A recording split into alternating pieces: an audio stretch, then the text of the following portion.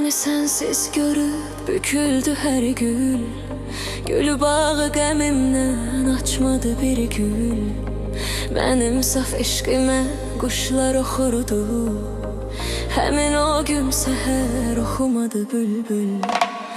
Oxuyub saçardı quşlar mənzərə. Sevgimi açardı güllər pəncərə. Nə qədir bilmədin, nə qəm bilmədin. Məni məhkum etdin indi dərsərə. Nələr addımladıq biz qoşa xeyli.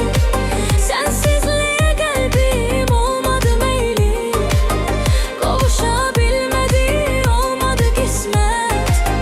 Bəxti qara məcnun məndəki Leyli.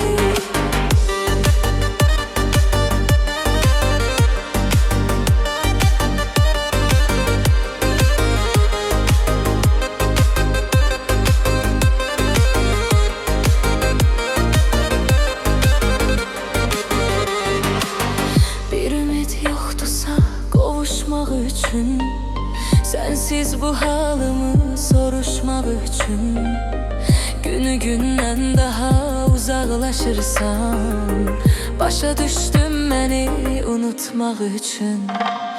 Bir ümid yoxdursa qovuşmaq üçün.